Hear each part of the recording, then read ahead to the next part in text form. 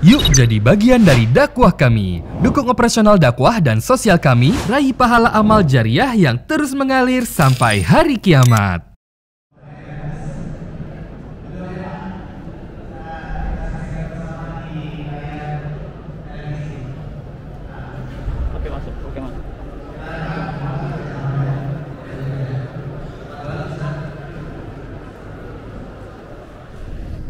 Assalamualaikum warahmatullahi wabarakatuh.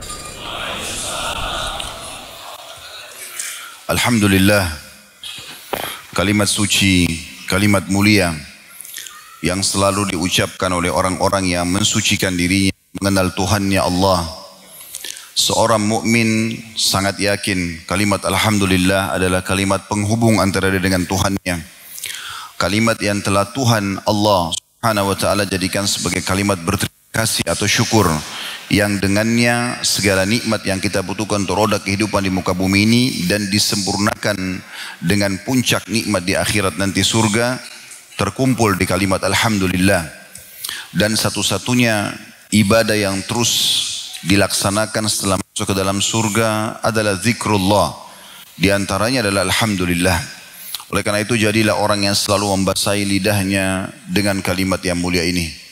Selanjutnya kita panjatkan salam hormat kita kepada manusia terbaik, manusia yang telah disempurnakan jalur nasabnya, fisiknya, ilmunya oleh Sang Pencipta Allah. Dan Allah menunjuknya sebagai penutup para utusan.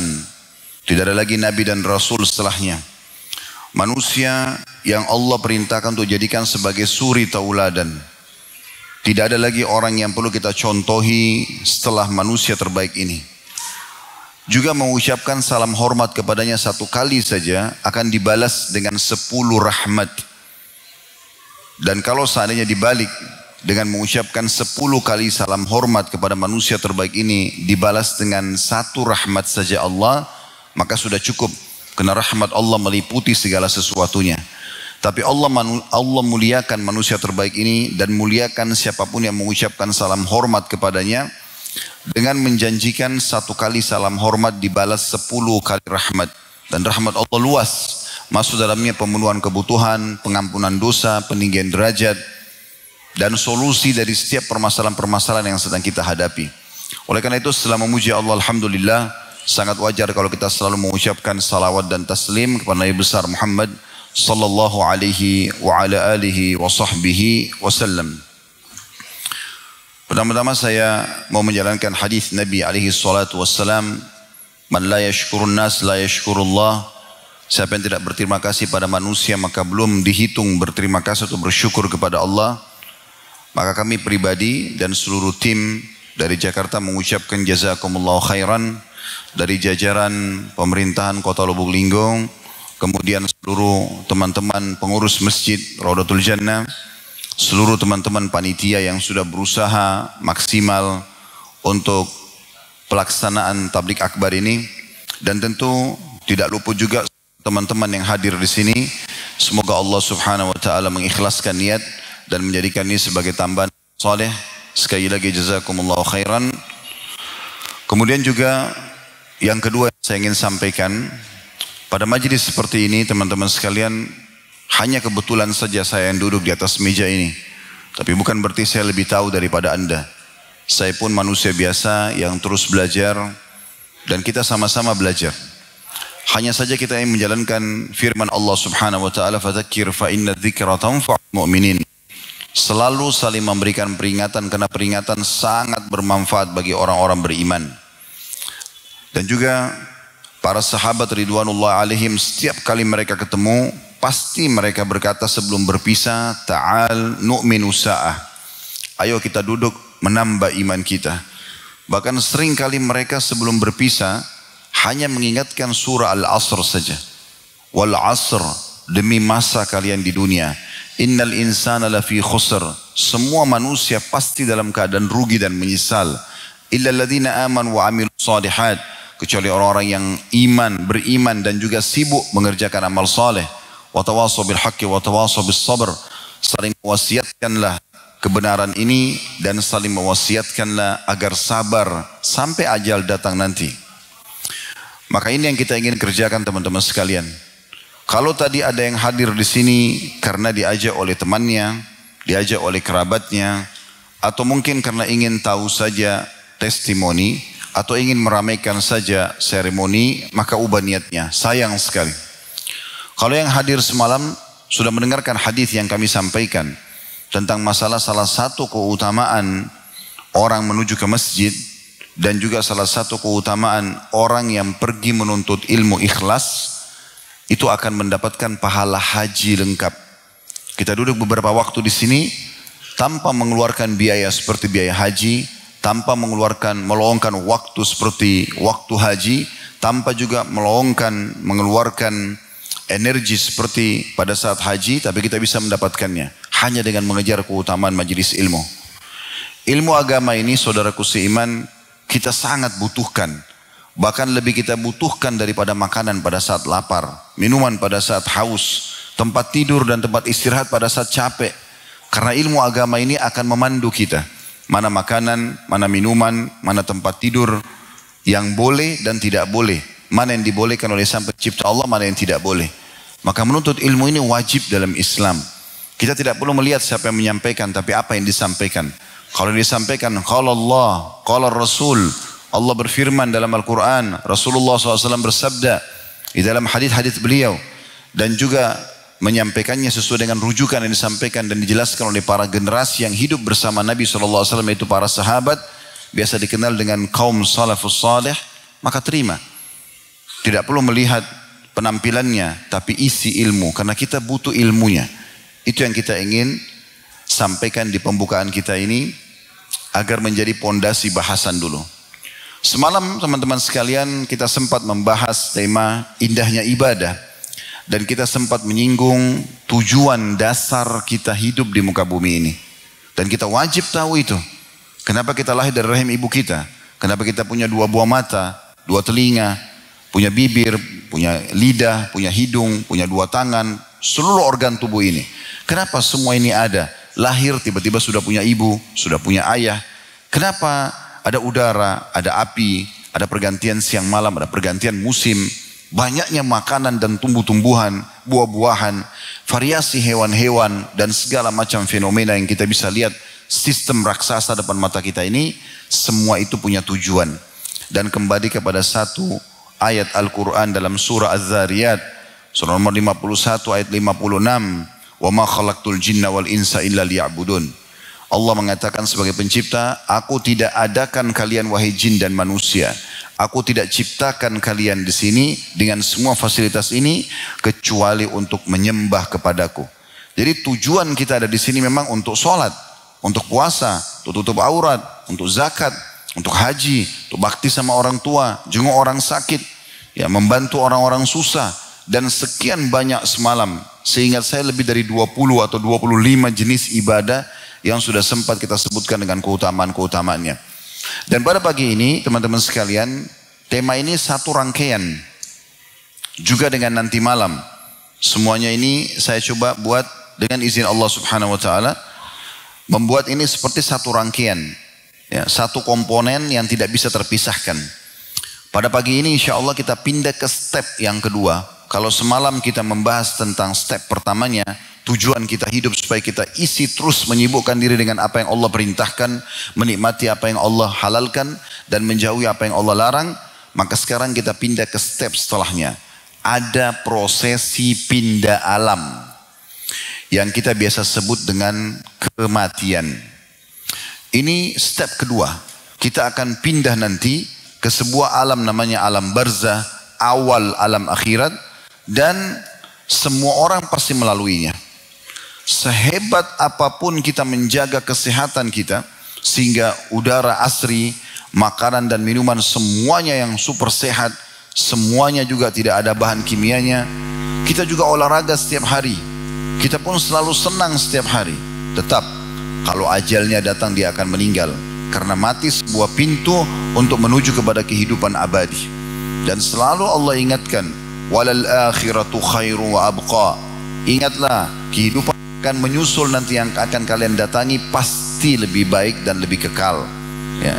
Dan ini konsep dasar seorang muslim. Dan juga kita tahu dalam rukun iman kita yang kelima, itu adalah iman kepada hari kiamat.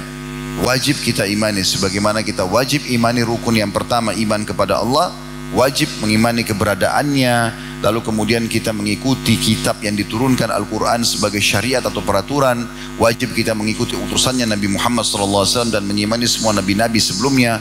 Kemudian kita sibuk dengan itu dalam kehidupan kita sampai ajal datang. Nah, ini poin yang harus diperhatikan. Kemudian kita akan melalui prosesi pindah kepada kematian. Kita wajib iman kepada malaikat-malaikat, kita wajib iman kepada kitab-kitab, pada rasul-rasul, dan juga wajib iman kepada hari kiamat dan takdir baik dan takdir buruk. Nah, iman kepada hari kiamat ini punya satu paket. Paketnya adalah prosesi kematian, dan saya yakin kita semua pernah lihat itu. Bagaimana seseorang tadinya hidup, kemudian dia tergeletak, lalu menghembuskan nafasnya, meninggal dunia. Kalau dia bisa begitu, kita pun satu waktu pasti begitu. Tidak mungkin tidak. Maka ini harus difahami satu paket. Kemudian kita pindah ke alam barzah. Ya, secinta apapun bentuk cinta itu seseorang kepada kita, misalnya orang tua pada anak, anak pada orang tua, sahabat pada sahabatnya, ya, siapa saja. Maka pada saat kita masuk ke liang lahat di alam barzah, mereka akan meninggalkan kita. Tidak ada lagi seorang istri yang cinta sama suaminya duduk setelah suaminya dikuburkan menginap bersama di kuburan. Tidak ada lagi suami juga menginap karena cinta pada istrinya. Tidak ada lagi orang tua yang cinta benar sama anaknya, walaupun seorang ibu yang terkenal sangat cinta dengan anak, dia akan duduk dan menginap di kuburan bersama anaknya. Pasti mereka pulang. Dan inilah tahap alam barzah, di mana kita akan sendirian di sana. Dan Nabi SAW sudah ingatkan, kalau anak Adam meninggal dunia, maka akan ikut ke kuburan tiga: keluarganya, hartanya, dan amalnya. Serta akan pulang dua. Keluarganya akan pulang. Istri kita bisa pulang lalu menikah lagi dengan laki-laki lain, itu bukan mustahil. Kemudian juga suami juga sama, dia juga bisa menikah lagi. Anak-anak juga kembali kepada aktivitasnya, teman-teman juga kembali kepada, semuanya akan tinggalkan kita. Kemudian harta, semewah apapun mobil yang kita miliki, tidak pernah ada orang mobilnya diikutkan masuk ke liang lahatnya. Pasti cuma parkir di pagar kuburan, beberapa hari kemudian dibagi menjadi warisan. Kemudian yang tinggal, kata Nabi SAW, yang ketiga, amalnya. Nah, inilah tujuan kita diciptakan nih. Teman-teman dulu di majelis ilmu seperti ini, sholat, mengaji, berzikir, memang itu tujuannya. Jadi nggak boleh tujuan ini dijadikan sampingan. Ada banyak orang berzikir, ya kapan ada waktu. Zikir pagi petang selalu luput. Zikir habis sholat dicuekin. Azan didengarkan biasa saja. Padahal itu tujuan utamanya. Lalu dia pindah kepada yang bukan tujuannya. Duduk ngobrol sama teman-temannya, sibuk dengan pekerjaannya. Ini sampingan. Kenapa dibaliknya? Nah, nanti setelah itu pindah dari alam barzah, pindah kepada alam akhirat, puncaknya. Dan ini rangkaian daripada rukun iman kita yang kelima, yaitu kita akan dibangkitkan di mahsyar nanti. Dan Nabi SAW pastikan kalian semua akan dibangkitkan di mahsyar nanti. Tidak ada satupun tidak. Dalam kondisi telanjang badan, tidak terkhitan, telanjang kaki. Maka kata Aisyah, ya Rasulullah, kalau begitu orang semuanya malu nanti. Karena laki-laki sama perempuan akan saling lihat melihat. Kata Nabi SAW, hai Aisyah, pada hari itu nanti bukan seperti yang kau bayangkan. Tidak ada lagi waktu orang mau lihat auratnya orang lain. Saya kasih contoh. Kalau seandainya di sebuah tempat kita berada di situ, sedang datang musuh banyak, lalu membantai semuanya orang. Dan kita pun coba melarikan diri dari bantaian musuh itu, karena di sana ditebas lehernya, di sini dipotong kakinya, di sana ditusuk badannya. Kita mau melarikan diri. Terus kemudian tiba-tiba depan kita ada perempuan lari telanjang. Antum masih bisa syahwat pada saat itu? Atau terjadi kebakaran besar, terjadi gempa, lalu ada orang yang melarikan diri tidak pakai pakaian. Apakah kita masih ada syahwat pada saat itu? Sudah tidak ada. Begitu kehidupan di akhirat nanti. Dan semua orang akan bertanggung jawab dengan amalnya sendiri. Ingat firman Allah Subhanahu wa taala, "Wa may ya'mal mithqala dzarratin khairan yarah." Siapa yang buat seperti biji sawi dari kebaikan, pasti akan diperlihatkan untuknya dan juga dia akan dapat balasannya. "Wa may ya'mal mithqala dzarratin syarran yarah." Siapa yang buat seperti biji sawi dari kejahatan, pasti akan diperlihatkan dan dihukum. Tidak bisa tidak. Jadi harus hati-hati sekali. Kemudian setelah itu baru ada penentuan surga dan neraka. surga tempat abadi penuh dengan segala kenikmatan dan merupakan target utama seorang muslim. Dan ada neraka, tempat yang paling menyakitkan. Ya. Kata Allah SWT, bi'sal masir, seburuk-buruk tempat. Gitu kan? Dan itu adalah tempat siksaan bagi orang kafir akan abadi. Dan mereka sulit sekali untuk keluar di sana. Orang yang masuk surga nanti, kata Nabi SAW, orang masuk surga tidak akan pernah habis masa mudanya.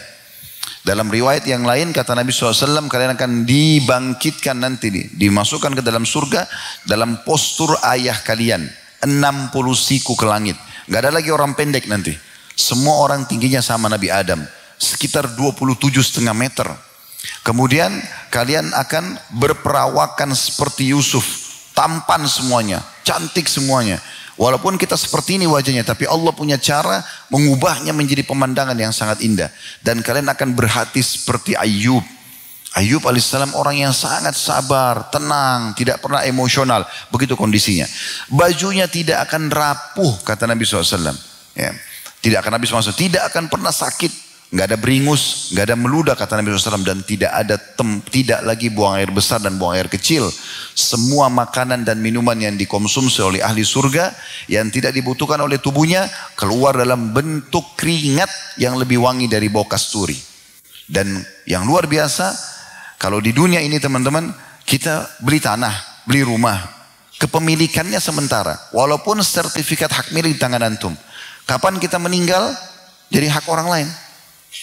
Tapi di surga nanti Allah pastikan dengan selalu mengulangi kata ini setiap kali setelah menyebutkan surga, khalidina fiha, kepemilikan selamanya. Sekali antum milikin istana itu, sekali antum milikin pasangan itu, fasilitas itu, khalidina fiha, kekal selamanya. Ini kebahagiaan yang luar biasa. Begitu juga orang yang masuk neraka. Perhatikan baik-baik kata Nabi SAW, orang yang paling rendah siksanya di neraka, yang paling rendah derajatnya di neraka adalah seseorang yang diberikan 2 sandal dari bara api neraka. Yang pada saat diletakkan di telapak kakinya membuat otaknya mendidih. Itu siksa yang paling ringan. Bagaimana dengan siksa yang paling berat? Ya. Jadi ini rangkaian rukun iman kita. Beriman satu paket semuanya. Dan tidak ada satupun informasi yang kita butuhkan untuk semua apa yang saya sampaikan tadi, kecuali sudah disampaikan secara detail. Kata Nabi SAW, tidak ada sesuatu yang kalian butuhkan untuk surga, yang kebutuhan butuh informasi, amal-amal yang kalian harus kerjakan untuk sana, kecuali sudah aku jelaskan. Dan tidak ada sesuatu yang bisa menyelamatkan kalian dari api neraka, atau menjerumuskan orang ke api neraka, kecuali sudah aku jelaskan. Tidak ada sesuatu yang kita tidak tahu. Semuanya gamblang depan mata kita. Semua nikmat di muka bumi ini, saudaraku seiman, nikmat ya. Enaknya makan, kita dapat makanan yang enak, kita pakai pakaian yang nyaman, kita hirup udara yang segar, semuanya itu adalah miniaturnya surga. Dan semua siksaan yang ada di sini, gangguan-gangguan yang kita rasa tidak nyaman, adalah miniaturnya neraka. Ini adalah rukun iman kita. Oleh karena itu teman-teman sekalian, pada kesempatan ini kita akan bahas insya-Allah tema kita, kematian yang kunantikan atau kematian yang kudambakan.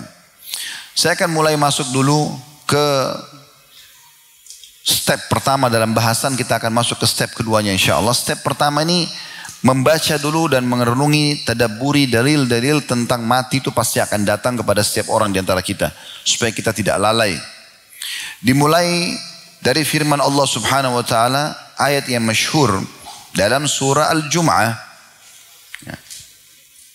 Di ayat 8-nya Allah SWT berfirman, "Qul innal mauta alladhi tafirruna minhu fa innahu mulaqikum, thumma turadduna ila 'alimil ghaibi wasyahadati fayunabbi'ukum bima kuntum ta'malun." Katakan hai Muhammad, sampaikan kepada semua orang yang kamu jangkau untuk sampaikan, beriman atau tidak beriman, bahwasanya kematian yang kalian selalu lari daripadanya pasti akan menemui kalian. Dan setelah itu kalian akan dikembalikan kepada zat yang maha mengetahui hal yang gaib dan juga yang nyata. Dan pasti akan diberitahukan apa yang sudah kalian kerjakan. Jadi teman-teman sekalian, ayat ini menjelaskan kepada kita tidak ada orang yang bisa lari dari kematian itu. Tidak mungkin. Banyak orang pada saat keriput mereka berusaha hilangkan berikutnya. Pada saat mereka mulai tua mereka menyembunyikan masa tuanya. Tapi tidak mungkin untuk lari dari kematian. Dia kalau datang sangat misterius. Tidak ada orang yang bisa tahu. Dia akan datang, di masjid ini pun bisa terjadi. Tiba-tiba malaikat maut datang, cuma saya yang lihat, Anda semua tidak lihat. Kemudian mencabut ruh saya dalam hitungan detik. Orang hanya mengenang, oh Khalid Basalamah pernah isi pengajian. Selesai. Berapa hari saya dikenang? Sehari 2 hari, seminggu 2 minggu. Kecuali kalau ada ilmu yang bermanfaat yang terus diamalkan, iya. Atau ada anak soleh yang saya tinggalkan mendoakan saya, iya. Atau ada sedekah jariah yang saya sedekahkan sehingga bisa berjalan terus manfaatnya, kayak bangun masjid, rumah anak yatim, wakaf tanah dan segala macam. Iya. Tapi dikenang sudah nggak ada lagi. Orang hanya mengatakan, oh itu bajunya dia dulu. Oh itu sepatunya dia. Oh itu handphonenya. Oh itu rumahnya. Setelah itu sehari, 2 hari, seminggu habis semuanya. Tidak ada lagi yang dikenang. Orang hanya dikenang kebaikan-kebaikannya saja. Selebihnya yang selama ini orang jor-joran, ya saling berantem, rebut tanah, ya memperebutkan materi dunia, itu akan ditinggalkan semua. Lalu untuk apa dihabiskan waktu untuk itu semua? Toh Hasan Basri sudah mengatakan, aku selalu senang dan tenang karena aku tahu rezekiku tidak akan pernah diambil oleh orang lain. Tidak mungkin pindah ke tangan orang lain. Kalau sudah rezeki antum, akan sampai kepada antum. Pernah ada seorang pengusaha, setelah kami tabligh akbar di Masjid Al-Irsyad di Surabaya waktu itu, dia datang dan dia mengatakan kepada saya, Ustaz, bagaimana saya memahami tentang keadilan Allah? Saya pengusaha muda dan saya memiliki beberapa teman. Teman-teman saya ini semuanya ibadahnya di bawah saya. Dia bilang gitu. Saya tahu sendiri, mereka sholatnya masih kadang-kadang, mereka juga masih ada pelanggaran. Saya coba lebih istiqomah dari mereka. Tapi di saat kami masuk untuk memperebutkan tanda kutip satu proyek, mereka dapat, saya tidak dapat. Bagaimana saya memahami supaya hati saya tenang? Maka jawaban saya sederhana, belum rezeki Anda. Kalau belum rezeki kita, tidak akan sampai kepada kita. Kalau rezeki kita subhanallah akan sampai ke kita. Sering kali kadang bahkan kita duduk kita nggak minta, tapi tiba-tiba ada yang kasih makanan. Rezeki kita harus sampai. Pakaian dikasih, apa saja. Ya. Kemudian teman-teman sekalian, ayat yang kedua menyampaikan kepada kita bahwasanya kita pasti akan meninggal semuanya. Yaitu surah Al-Imran, surah nomor 3 ayat 185. Yang bunyinya, ini subhanallah kalau lagi tidak bermasalah kita dari internet, mungkin kalau semua menyalakan data selulernya maka akan mengganggu live kita. Saya akan minta teman-teman buka aplikasi Al-Quran. Cuman khawatirnya memang mengganggu. Seperti semalam kita tidak bisa maksimal live karena memang banyaknya data seluler yang menyala dan mengganggu sinyal ya. Tapi di sini antum bisa dengarkan, kalau yang menulis silakan surah Al-Imran 185. Kullu nafsin zaikatul maut wa innama tuwaffawna ujurakum yawmal qiyamah faman zuhziha 'anil nari wa udkhilal jannata faqad faz wa mal hayatud dunya illa mata'ul gurur. Kata Allah SWT, semua yang bernyawa pasti mati. Pasti mati. Dan pasti kalian akan diberikan balasan dari perbuatan kalian nanti di hari kiamat. Berbuat ketaatan dan kebaikan akan terima, berbuat keburukan akan dihukum. Maka pada saat itu nanti di hari kiamat, siapa yang diselamatkan dari api neraka dan masuk ke dalam surga, sungguh dia telah mendapatkan kemenangan yang besar. Dan ketahuilah, kehidupan dunia itu hanya kehidupan yang memperdaya saja. Karena akan dilalui. Kemudian juga yang ketiga, surah An-Nisa, surah nomor 4 ayat 78. Allah juga mengingatkan, Aynama takunu yudrikkumul mautu walau kuntum fi burujim musyayyadah. Yang artinya, kalian dimanapun berada, sembunyi dimanapun, tetap kematian akan datang kepada kalian walaupun kalian berada di sebuah building, bangunan yang kokoh. Malaikat maut bisa datang menembus semua benteng-benteng, ya, dinding-dinding yang kuat, pengawal-pengawal yang berotot, semua akan dilewati. Tidak ada yang bisa menahan itu. Nabi Sulaiman alaihissalam disegani sekali oleh orang-orang di sekitarnya, terutama para prajurit dari jin, dari manusia, dari hewan-hewan, segan sekali sama beliau. Karena itu Allah suruh begitu. Maka diberikan kerajaan tidak lain untuk orang sebelum-sebelumnya. Tapi apa yang terjadi? Allah ingin menjelaskan pada para pengikutnya kalau Sulaiman pun mati. Maka Allah buat Nabi Sulaiman dicabut ruhnya sementara beliau duduk di singgasananya. Dan tidak ada yang tahu.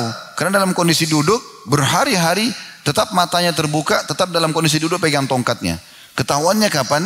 Pada saat tongkatnya dimakan oleh rayap. Allah datangkan rayap memakan tongkatnya. Begitu tongkatnya lepas baru Sulaiman AS jatuh. Maka pada saat itu pun akhirnya mereka menyadari terutama dari kalangan jin kalau ternyata tidak ada yang bisa luput dari kematian itu. Begitu juga Nabi Muhammad SAW, beliau manusia terbaik, tetap juga beliau wafat. Dan akhirnya beliau mengucapkan kalimat terakhirnya, Barir Rafiqul A'la.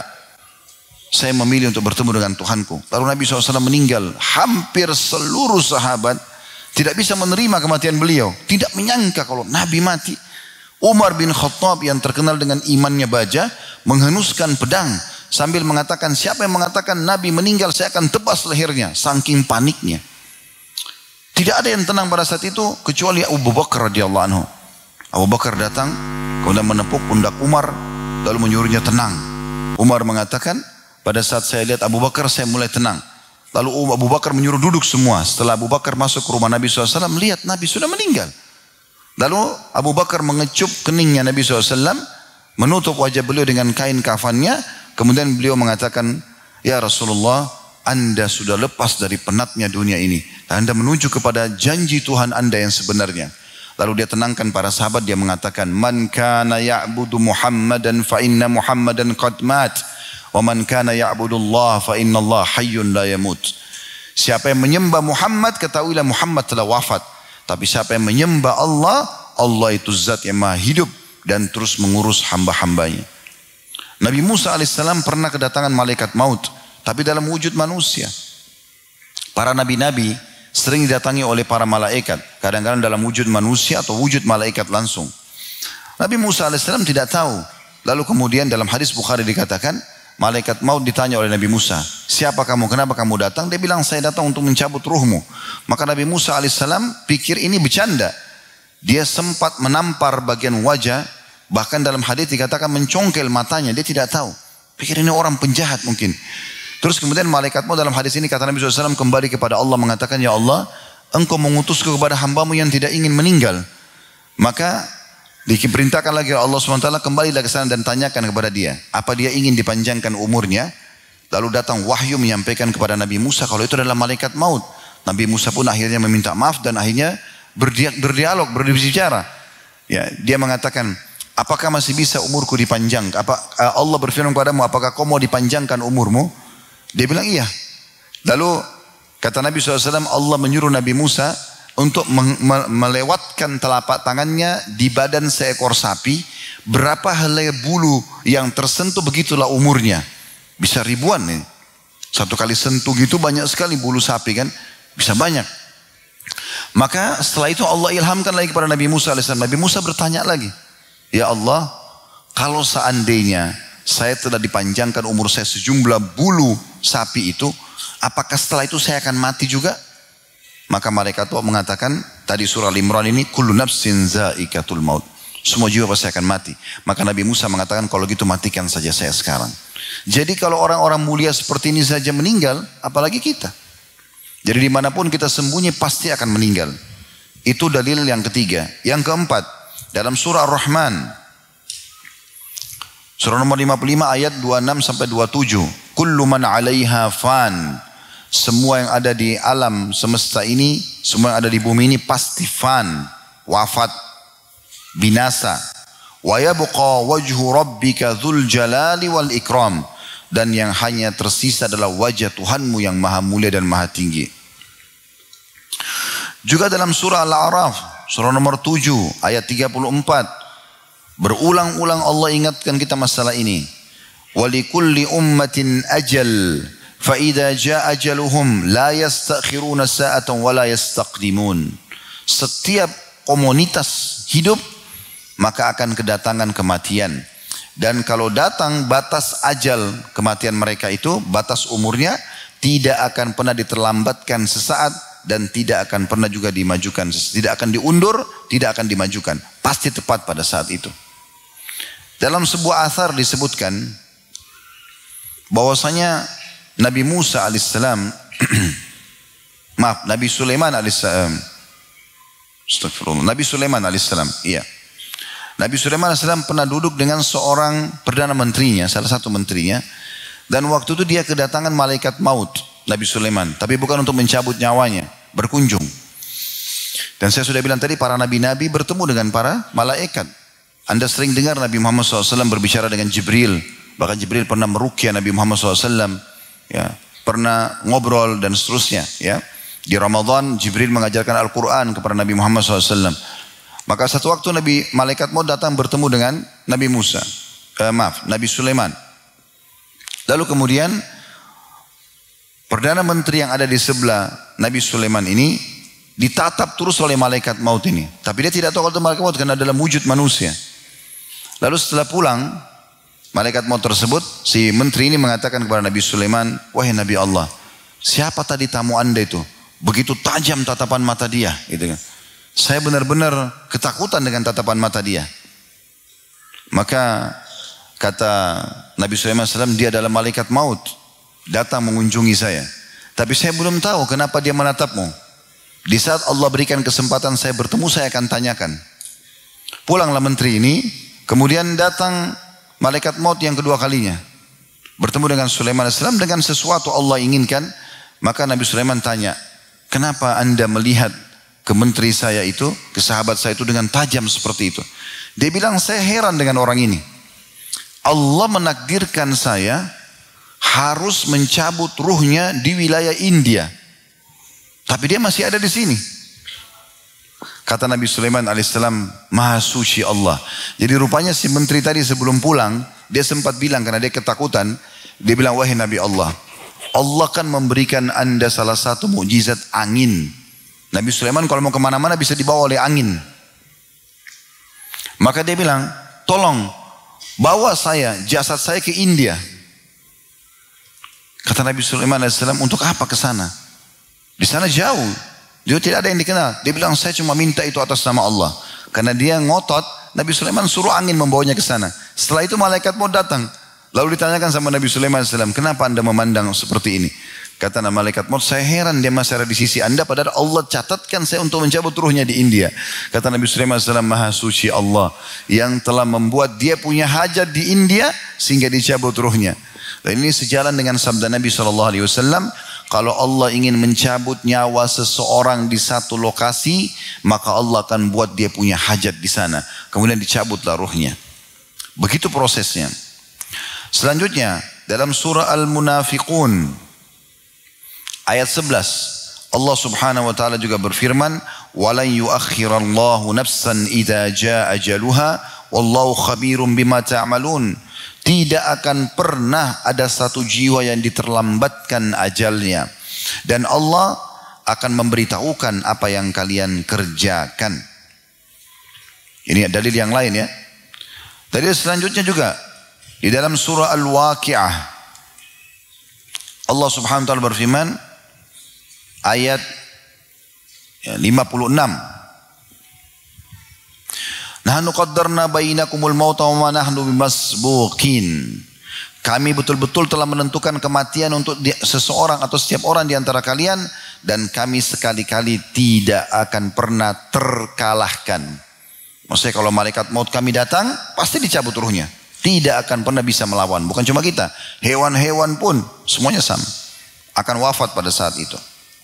Dalam surah Qaf, surah nomor 50 ayat 19, Allah subhanahu wa ta'ala juga berfirman, وَجَاءَتْ سَقْرَةُ الْمَوْتِ بِالْحَقِّ ذَلِكَ مَا كُنْتَ مِنْهُ تَحِيدٌ.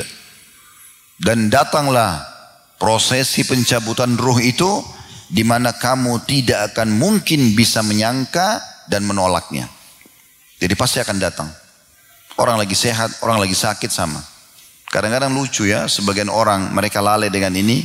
Mereka anggap nanti kalau tabrakan, nanti kalau masuk ruangan ICU baru meninggal. Ini pemahaman yang fatal, keliru. Saya mau tanya teman-teman sekalian, mana lebih banyak? Orang yang dirawat di rumah sakit atau orang yang lulah lalang di depan rumah sakit? Mana lebih banyak? Yang dua lalang. Berarti lebih banyak orang mati dalam kondisi sehat, tidak harus sakit. Jangan karena kita masih sehat lalu kita mengatakan, oh saya masih sehat, belum sakit. Beberapa detik ke depan Anda bisa tiba-tiba sakit. Bisa tiba-tiba keseleo, bisa ditabrak orang, bisa segala macam kalau ajal datang. Jadi hati-hati, jangan lalai. Kemudian juga Allah SWT juga berfirman, tambahannya lagi. Dalam surah Al-Waqiah, surah nomor 56, ini ayat yang berbeda. Kalau tadi di ayat 60-an atau 50-an ya, 56 sampai 57. Kalau ini adalah ayat 83 sampai 87. Allah SWT berfirman, "Falaula idza balagatil hulqum wa antum hina idzin tanzurun wa nahnu aqrabu ilaihi minkum walakin la tubsirun falaula in kuntum ghaira madinin tarji'unaha in kuntum shadiqin." Artinya, pada saat nanti ruh sudah sampai ke kerongkongan, sudah ditarik oleh malaikat, ya. Dan anda atau kamu pada saat itu melihat depan mata kepala, lihat malaikat maut itu nyata, ruhmu dicabut.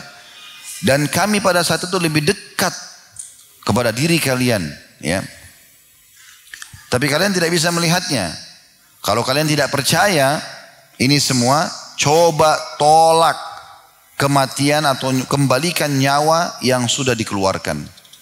Kalau ada di antara kita, insya Allah tidak ada di sini, tapi tidak yakin dengan kematian itu, coba kalau ada orang yang melalui prosesi kematian dari kerabat kita, dari orang-orang dekat-dekat kita, coba tolak kematian itu. Bantu dia supaya dia tidak mati. Coba tanya teman-teman kita dokter yang sudah sering menghadapi misalnya ada orang kematian di rumah sakit. Ada nggak di antara dokter yang bisa menolak kematian orang pada saat datang? Tidak mungkin. Kalau dia pingsan, dia sakit parah, kemudian dia sembuh, Allah yang memberikan itu. Dokter cuma bisa menuliskan resep semoga lekas sembuh. Coba ikhtiar, tapi bukan di tangan dia. Tidak ada yang bisa menolak kematian itu. Maka Allah mengatakan, coba kembalikan ruhnya orang yang sudah meninggal itu. Kalau kalian tidak percaya, artinya pasti akan datang kematian itu seperti kita semuanya. Kemudian juga Allah Subhanahu Wa Taala menggambarkan para nabi-nabi, bahwasanya mereka pun mati. Sebagaimana tadi kami jelaskan, tapi Allah jelaskan dalam surah Al-Anbiya. Dimulai dari ayat 34 sampai 35. Surah nomor 21. Wa ma ja'alna li basyarin min qablikal khuld afa in mitta fahumul khalidun. Hai Muhammad, kami tidak pernah jadikan satu orang pun sebelum kamu kekal. Apakah kalau kau mati maka mereka bisa dikekalkan? Kullu nafsin za'iqatul maut. Pastikan semua yang bernyawa pasti akan mati. Wa nabluukum bisyarri wal khairi fitnatan wa ilaina turja'un. Kami uji kalian dengan kebaikan dan kejahatan. Kalau kalian ikuti, kerjakan kebenaran, kebaikan, kalian dapat pahala. Kalian kerjakan keburukan, kalian akan dihukum. Dan kalian pasti akan dikembalikan kepada kami. Ini adalah dalil teman-teman dari Al-Quran. Dan kalau kita mau korek, banyak sekali ayat Al-Quran tentang masalah ini. Tapi ini sebagiannya. Allah berfirman kepada saya dan teman-teman sekalian di pagi ini, mengingatkan kepada kita karena Allah lah yang menghidupkan kita dan memberikan kita kesempatan untuk saya menyampaikan, Anda juga mendengarkan, untuk mengingat kembali tentang adanya kematian itu. Kita dengarkan dari hadis Nabi SAW. Ibnu Umar meriwayatkan bahwasanya beliau mengatakan, kuntu ma'a Rasulillahi SAW. Satu hari saya pernah bersama dengan Rasulullah SAW. Faja'ahu rajulun minal ansar fasallama ala Nabi SAW. Maka tiba-tiba datanglah seseorang laki-laki dari Ansar dan mengucapkan salam kepada Nabi SAW. Thumma qal, lalu orang itu berkata, ayyul mu'minina afdal. Ya Rasulullah, orang mukmin yang paling afdal itu siapa? Yang paling banyak pahalanya. Qala ahsanuhum khuluqa. Nabi SAW mengatakan yang paling baik akhlaknya, yang paling santun, yang paling dermawan, yang paling sopan, yang paling pemaaf, itu yang paling banyak pahalanya. Qal, maka orang ini bertanya lagi, fa ayyul mu'minina akyas. Kalau begitu siapa orang mukmin yang paling cerdas? Kita bisa nilai orang ini cerdas tidak dari sini. Maka kata Nabi SAW, qala aktsaruhum lil mauti dzikra wa ahsanuhum lima ba'dahu isti'dada ulaikal akyas. Orang mukmin yang paling cerdas adalah orang yang paling banyak mengingat kematian di antara mereka. dan selalu memperindah dan memperbanyak persiapan untuk menghadapi kematian itu. Mereka lah orang-orang yang cerdas. Hadis ini diriwayatkan oleh Ibnu Majah dan dihasankan oleh Syekh Albani. Jadi kalau ada teman-teman Anda, kerabat Anda, selalu yang dia fikirkan masalah kematian, dia khawatir kalau dia mati nanti dihisab sama Allah, dia sibuk dengan amal soleh, ini orang yang paling cerdas. Jangan dianggap ini orang bodoh. Oh, ini orang terlalu alim, masih muda, terlalu berlebihan, segala macam.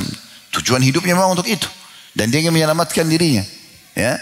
Seorang salaf dulu ibadah semalam suntuk dengan sholat malam, selalu tiap hari ibadah. Lalu ada seorang temannya yang mengatakan, sebenarnya surga bisa didapatkan dengan lebih mudah daripada apa yang kau kerjakan. Kenapa kau begitu memaksakan diri? Dia bilang, siapa yang jamin buat saya? Saya berbuat begini supaya saya selamat di akhirat. Apa kau bisa menjamin buat saya kalau saya nanti akan selamat dengan sedikit amal? Maka temannya terdiam. Dan begitu mereka memikirkannya. Para ulama salaf dulu, mereka selalu bermuhasabah. Rabi' ibn Hutsaim rahimahullah, seorang ulama tabi'in, itu sampai menggali liang lahat di belakang rumahnya. Dia gali liang lahat sendiri. Tiap malam dia masuk di situ. Tiap malam. Masuk, kemudian dia baca firman Allah subhanahu wa ta'ala, Qala rabbirji'un la'alli amalu salihan fima tarak, dalam surah Al-Mu'minun surah nomor 23 ayat 95 kalau saya tidak sampai 96. Orang-orang nanti kafir pada saat meninggal mereka mengatakan, wahai Tuhanku, kembalikan aku, jangan dimatikan dulu. Siapa tahu aku bisa mengerjakan amal saleh yang pernah aku tinggalkan. Kalau Allah bilang kalla innaha kalimatun huwa qailuha, itu omongan kosong yang mereka ucapkan, tidak akan mungkin terjadi orang dikembalikan lagi. Jadi harus hati-hati sekali. Kita harus pikirkan memang masalah kematian. Nabi SAW juga mengingatkan dalam sabda yang lain diriwayatkan An-Nasa'i, Tirmidzi dan Ibnu Majah, aktsiru dzikra hadhimil ladzat, banyak-banyak mengingat sesuatu yang memutuskan kelezatan-kelezatan dunia ini. Maksudnya kematian. Juga dalam sabda yang lain, beliau mengatakan aktsiru dzikra hadhimil ladzat fa innahu ma dzakarahu ahadun fi dhiqin minal 'aishi illa wassa'ahu. Perbanyak ingat kematian, karena kalau orang ingat di saat dia lagi sempit, lagi ada masalah di dunia ini, kecuali akan melapangkan hidupnya. Wala fi sa'atin illa dhayyaqahu 'alaihi. Dan tidak ada orang yang mengingat pada saat dia lagi melimpah nikmat kecuali dia akan berhati-hati. Diriwayatkan oleh Ibnu Hibban dan disahihkan oleh mereka. Kemudian Ad-Daqqaq berkata, man aktsara dzikral mauti ukrima bi thalath. Siapa yang banyak mengingat mati, dia akan dikaruniai 3 hal. Sekarang kita pindah ke perkataan salaf. Kalau tadi ayat Al-Quran sudah, hadis sudah, sekarang kita pindah ke perkataan salaf. Bagaimana mereka memahami masalah ini?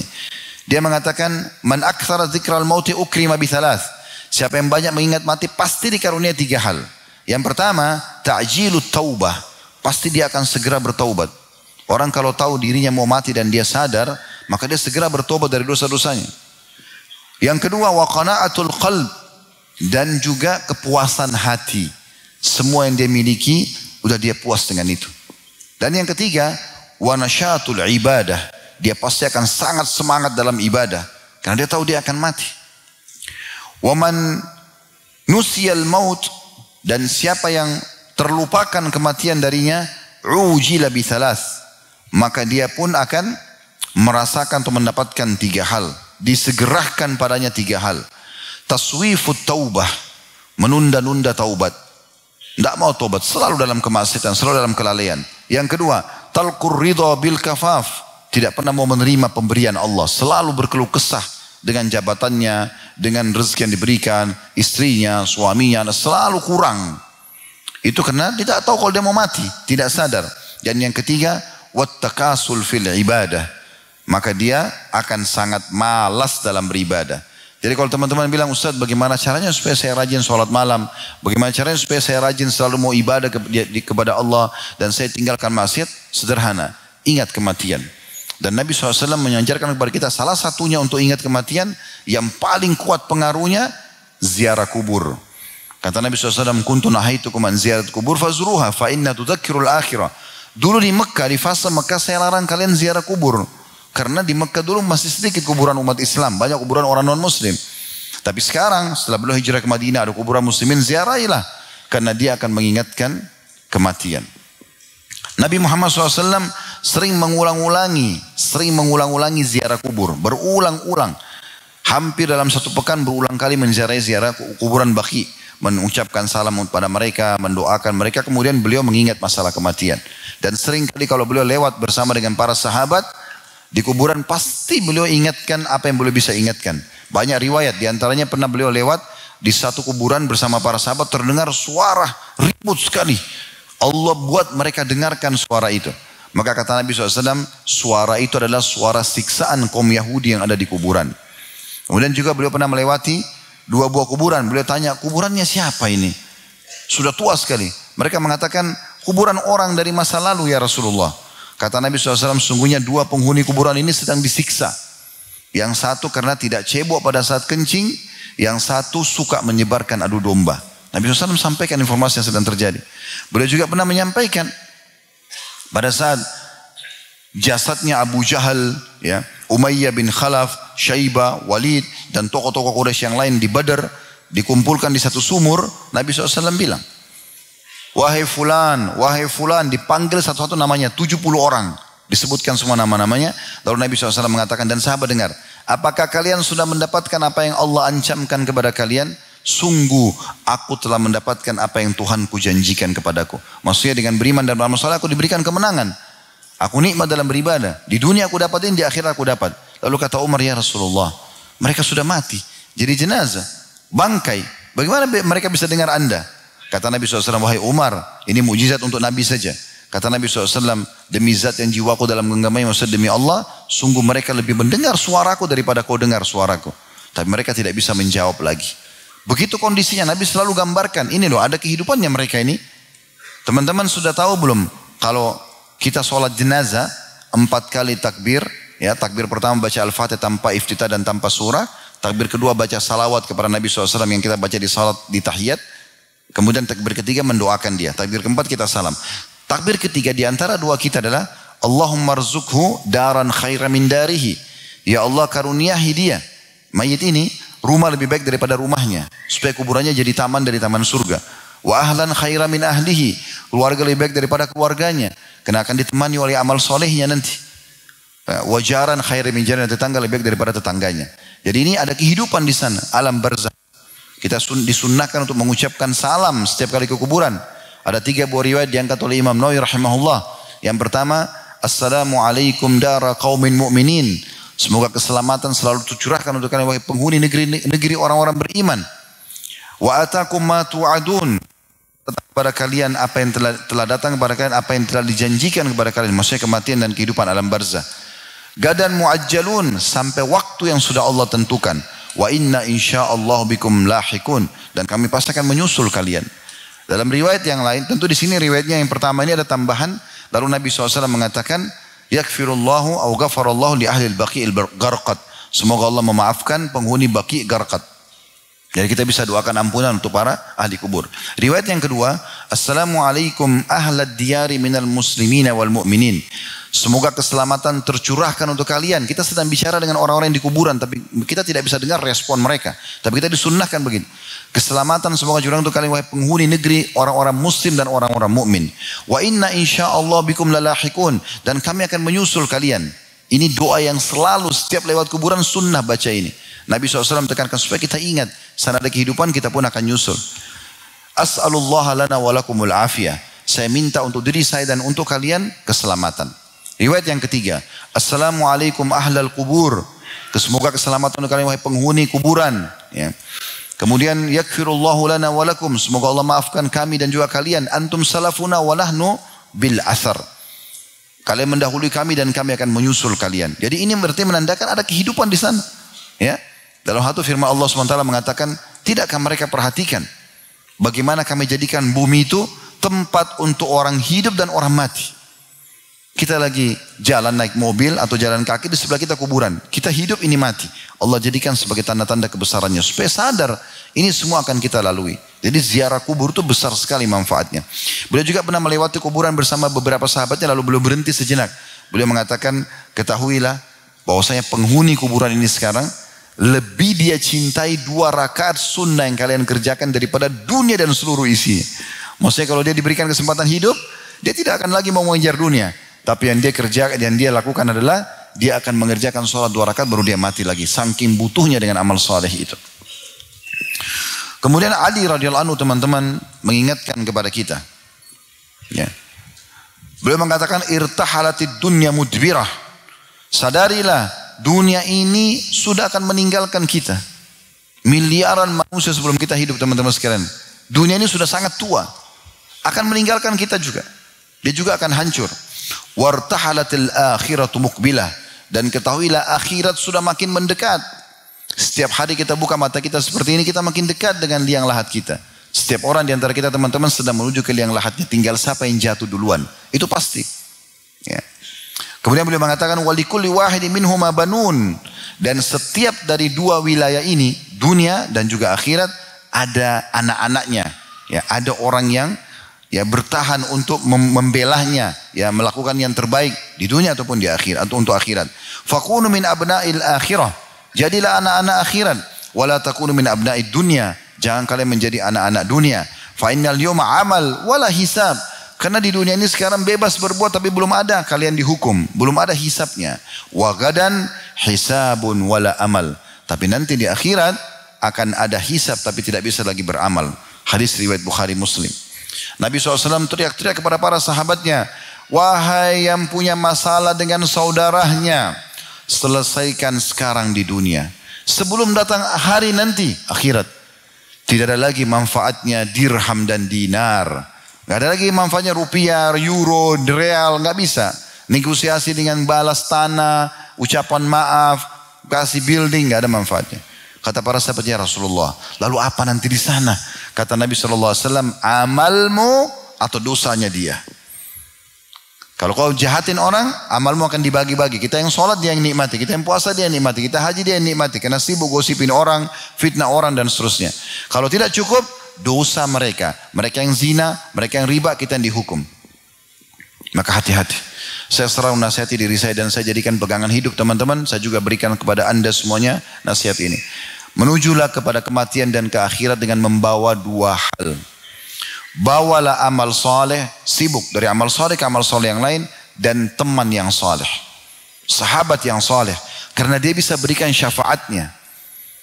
Kalau seseorang mukmin nanti ditimbang amalnya dan dia lolos pada hari kiamat, maka Allah berikan dia kesempatan memberikan pertolongan pada orang lain. Ada orang saking banyaknya pahalanya dan sedikitnya dosanya, kata Nabi SAW, dia bisa memberikan syafaat kepada seperti suku Mudar. Suku Mudar ini suku besar dari Arab. Sekarang mungkin jutaan jumlahnya, ya, anggota suku itu. Tapi ada orang nanti hari kiamat bisa memberikan syafaat sebanyak itu. Teman-teman soleh manfaatnya besar. Dalam sebuah riwayat yang sahih disebutkan, ada orang nanti dari neraka dikeluarkan. Muslim tapi banyak dosanya, dikeluarkan dari neraka. Orang-orang neraka mengatakan, kenapa dia dikeluarkan? Apakah ada amalnya menolongnya? Mereka saling bisik-membisik. Lalu malaikat mengatakan tidak ada. Tapi yang mengeluarkan dia syafaat sahabatnya, temannya. Ada orang soleh yang pernah dia, kemudian meminta kepada Allah agar mengeluarkan dia. Jadi ini luar biasa. Faedah yang luar biasa. Dan jangan menuju ke akhirat membawa 2 hal. Jangan bawa dosa dan jangan bawa musuh. Jangan selalu sibuk dosa. Sampai kapan antum mau buat dosa ini? Sampai kapan terus dengan dosa-dosa? Alhamdulillah kalau kita ikuti dengan taubat dan istighfar. Tapi sampai kapan daripada itu? Baik kita sibuk dengan amal saleh, gitu kan? Dan juga jangan bawa musuh. Tiap hari bangun cuma tahu cari berita, gosipin orang, kekurangannya orang, aibnya orang, ya, menipu orang dan seterusnya. Makanya jadi masalah ini, ya. Kemudian selanjutnya Nabi SAW menyebutkan dalam sebuah hadis diriwayatkan oleh Hakim, Tirmidzi dan juga Imam Ahmad, "Idza aradallahu bi'abdin khairan ista'malahu." Kalau Allah ingin kebaikan kepada seorang hamba, Allah akan menggunakannya, ya, menggunakan hamba tersebut. Maka qalu, para sahabat mengatakan, kaifa yasta'miluhu? Bagaimana Allah menggunakan hamba itu? Qala sallallahu alaihi wasallam, yuwaffiquhu li'amalin salih qabla mautih. Allah akan berikan dia taufik untuk beramal saleh, ya, sebelum dia wafat. Teman-teman sekalian, sehebat apapun anda menyembunyikan kejahatan anda, sehebat apapun, ya, ingat, mengatur tipu daya, sehebat apapun, Allah jauh lebih hebat. Allah mengatakan innahum yakiduna kaida wa akidu kaida. Mereka coba mengatur tipu daya, aku juga mengatur tipu daya. Dan Allah mengatakan inna kaidi matin. Sesungguhnya tipu dayaku sangat kokoh. Sehebat apapun Anda mengemas, Anda seakan-akan orang saleh atau salehah, tapi Anda bohong, Allah akan bongkar nanti itu di akhir hidup kita. Allah akan bongkar di akhir hidup kita. Ya, kata Nabi SAW dalam sebuah riwayat, kalau seseorang terbiasa dengan sebuah amal, maka Allah akan tutup dia dengan amal itu. Pasti dia biasa mabuk tapi dia sembunyi. Nanti di akhir hidupnya Allah akan buka. Allah akan bongkar itu, dia sambil mabuk sambil meninggal, pada saat meninggal. Begitu. Dan siapa yang terbiasa dengan sebuah amal saleh, Allah tutup dengan itu. Jadi kita kalau mau tahu orang ini husnul khatimah atau su'ul khatimah bukan dari fisiknya, tapi dari amal dia beberapa hari sebelum meninggal. Apa yang dia terbiasa dengan itu, maka dia akan ditutup dengan itu, teman-teman sekalian. Baik, kita akan masuk ke lebih dalam lagi bahasan kita step kedua, dan kita tutup dengan ini insyaAllah. Bagaimana kita mendapatkan mati yang baik? Dan apa sih contoh-contoh mati yang baik itu? Kita akan berikan banyak contoh-contoh teman-teman sekalian, dan usahakan ini menjadi target utama kita. Toh kita juga akan mati, maka usahakan husnul khatimah, atau tertutup dengan mati tersebut dengan kebaikan. Maka ini penting untuk digarisbawahi, dan itu ada di penentuannya di tangan kita masing-masing. Penentuan untuk kita husnul khatimah atau su'ul khatimah, baik mati atau buruk matinya, ada di tangan kita. Kita sendiri yang menentukan. Ingat, setiap ibadah ada kenikmatan, jangan sia-siakan itu, selalu kerjakan. Dan setiap dosa punya kenikmatan, tinggalkan walaupun ada kenikmatannya, karena dua ini tidak bisa ketemu. Kalau kita pertemukan antara nikmat ibadah dengan maksiat, tidak bisa ketemu, tidak akan nikmat kedua-duanya. 1 menit saya jelaskan ini. Kalau saya ibaratkan dengan dua timbangan, ini amal soleh, ini dosa.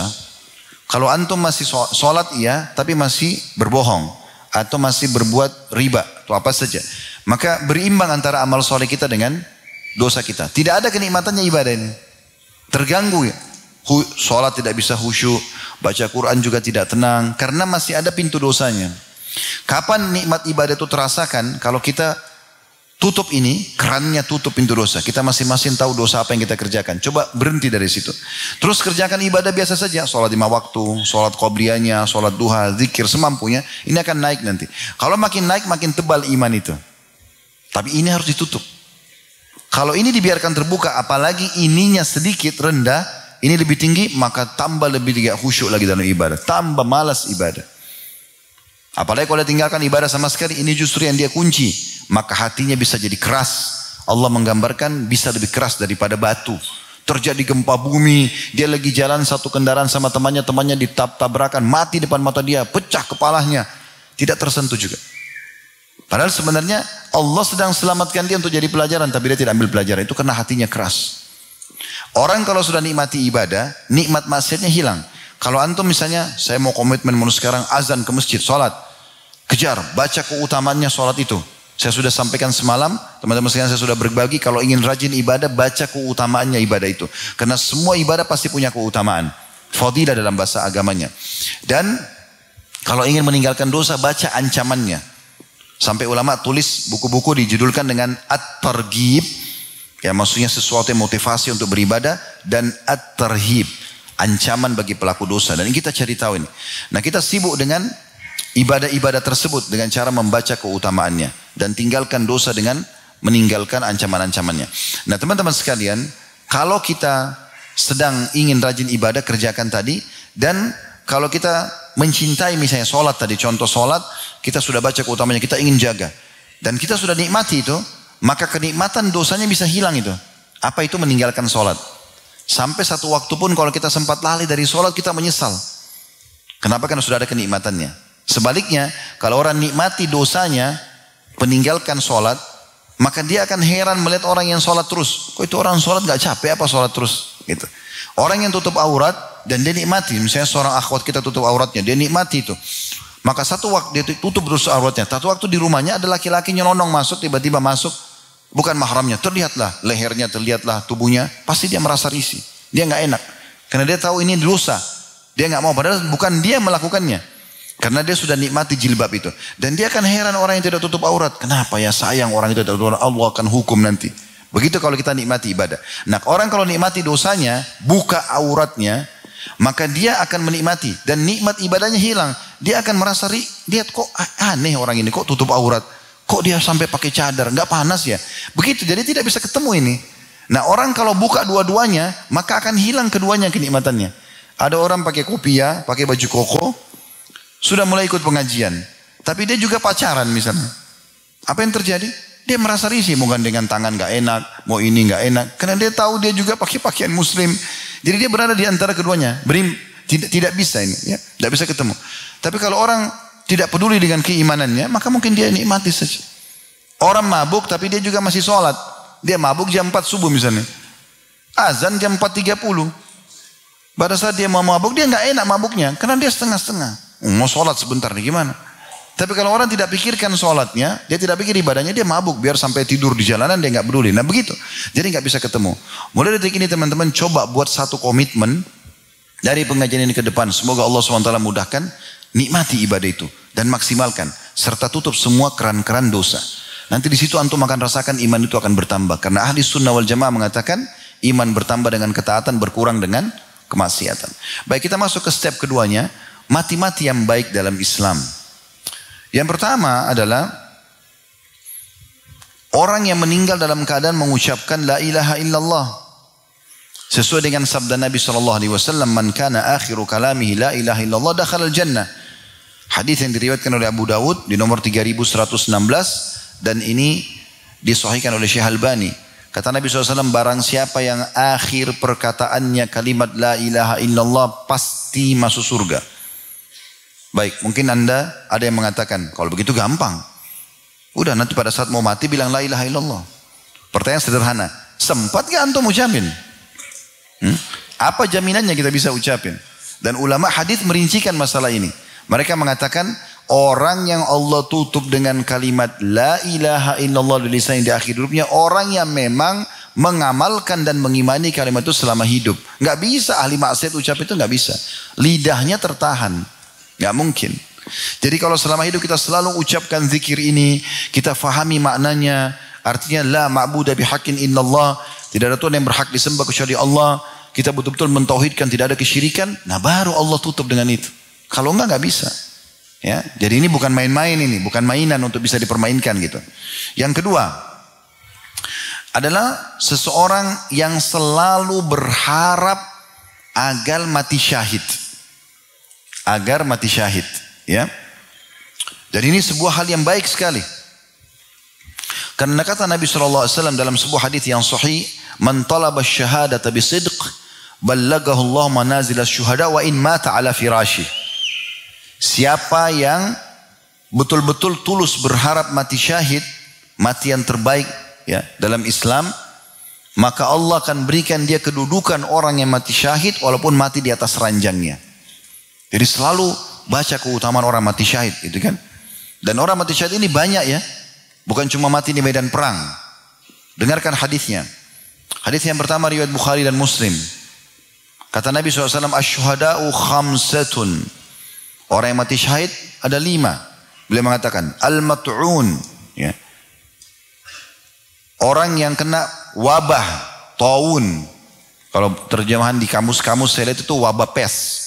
Tapi sekarang setelah masa corona kemarin, ulama mengeluarkan fatwa bahwasanya masuk umumnya wabah. Makanya orang yang meninggal corona kemarin dianggap juga begitu. Ya. Kemudian yang kedua, wal mabtun. Yaitu orang yang meninggal karena menderita sakit di perutnya. Sakit apa saja. Yang penting penyakit perut. Itu juga mati syahid. Kemudian yang ketiga, wal gharik. Dan orang yang mati tenggelam. Yang keempat, wasahibul hadmi. Dan orang yang tertimpa reruntuhan bangunan. Kemudian yang kelima, wasyahidu fi sabilillah, yaitu orang yang mati syahid di jalan Allah. Dalam hadis yang lain, hadis ini diriwayatkan Ahmad dan juga hadis ini dinilai sahih berdasarkan syarat Imam Muslim. Abdullah bin Bushr radhiyallahu anhu berkata bahwasanya Rasulullah SAW bersabda, al-qatilu fi sabilillah. Orang-orang yang mati di jalan Allah, syahid, terhitung mati syahid. Tentu ini tergantung kadar keikhlasan ya. Karena ada juga orang yang mati di medan perang tapi tidak dapat mati syahid. Kata para ulama, ini Allah pilih siapa yang paling tulus hatinya ingin mati baru Allah kasih. Dan subhanallah, syuhada di medan perang ini dihitung lebih sedikit daripada orang yang hidup.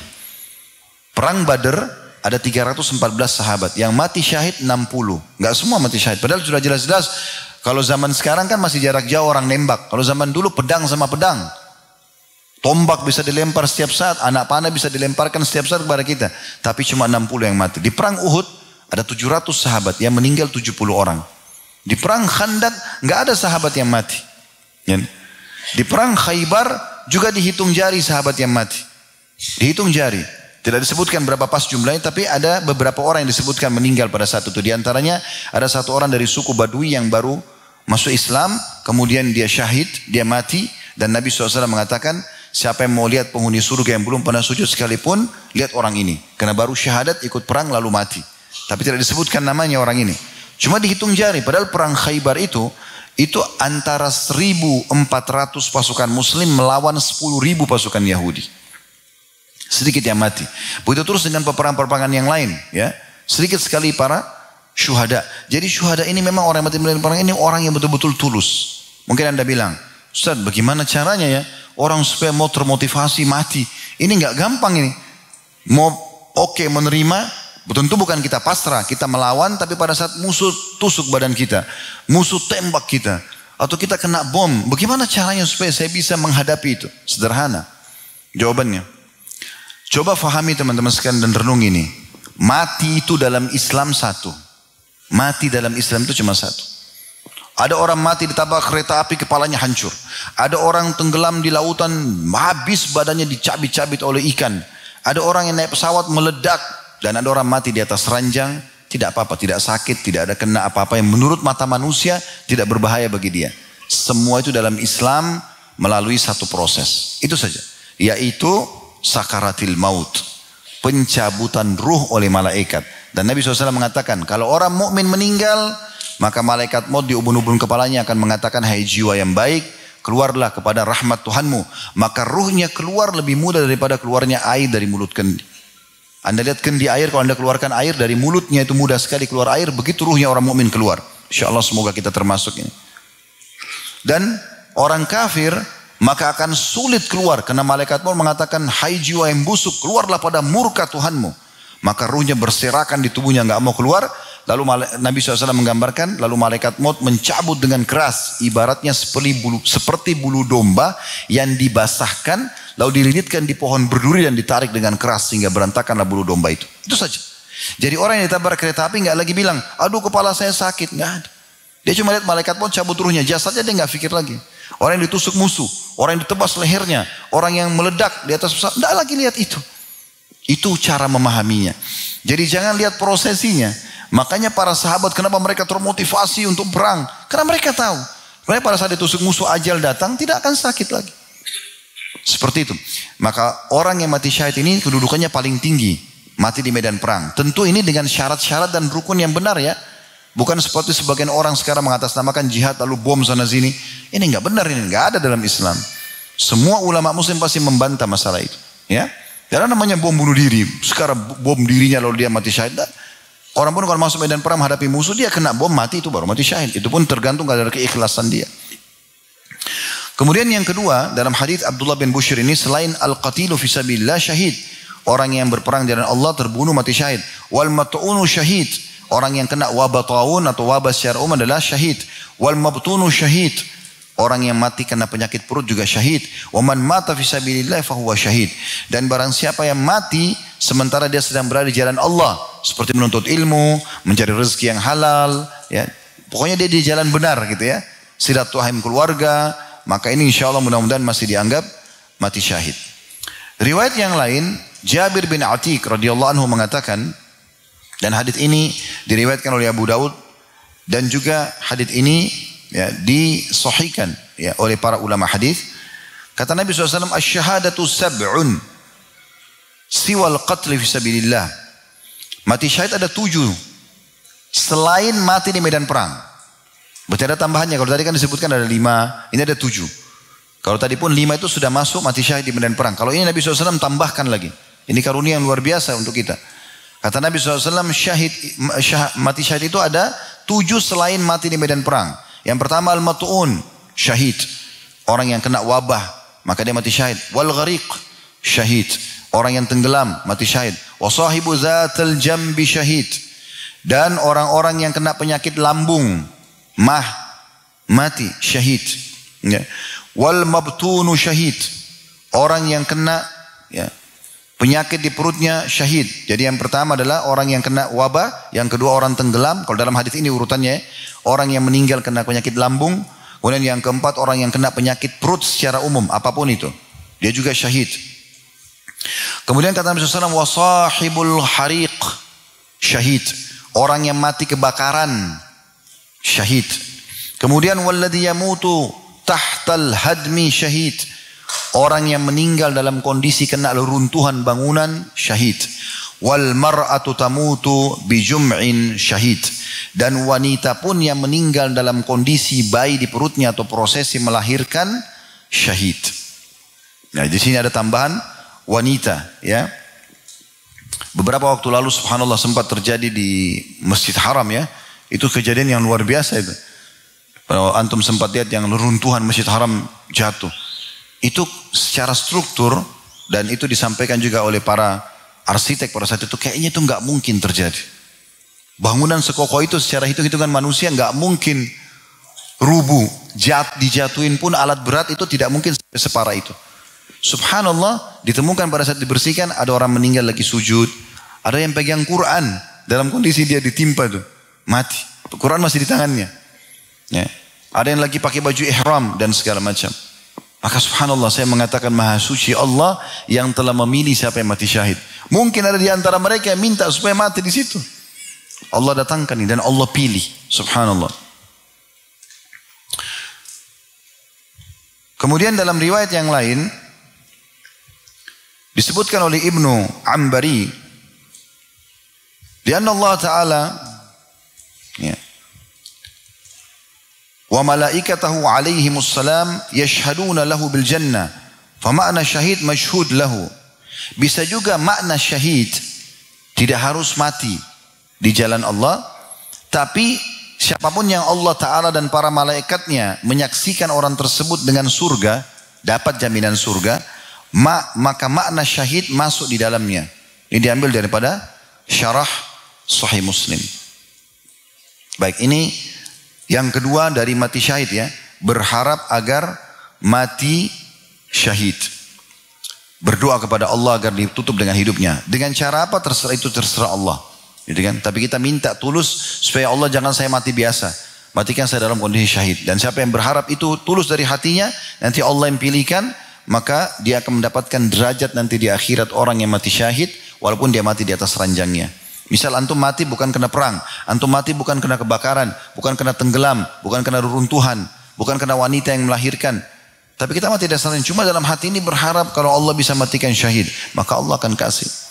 Ya. Ulama menanggapi tentang harapan Khalid bin Walid radhiyallahu anhu. Sahabat ini dari dulu berharap mati syahid sampai dikatakan dalam gambaran tubuh beliau tidak tersisa tempat kecuali ada sabetan pedang atau bekas anak panah atau tusukan tombak. Penuh badannya beliau dengan luka. Karena perang terus hidupnya. Walaupun menang terus dalam peperangan. Terakhir beliau meninggal dalam kondisi di atas ranjang. Tidak mati. Tapi kata para ulama, karena Khalid bin Walid ini berharap sekali mati syahid, Allah memberikan kepada dia. Karena niatnya yang tulus. Ya. Dan bagi wanita yang meninggal dalam kondisi dia melahirkan atau masih dalam nifas, pendapat sebagian ulama, itu juga dihitung syahid. Dari hadis Ubadah bin Samit radhiyallahu anhu bahwasanya Nabi SAW mengatakan wal mar'atu yaqtuluha waladaha jam'a'u syahada yajurruha waladuha bisaririhi ilal jannah. Dan wanita yang terbunuh karena anaknya, misalnya dia melahirkan, tergolong syahid, dan anak itu akan menariknya dengan tali pusarnya nanti ke surga.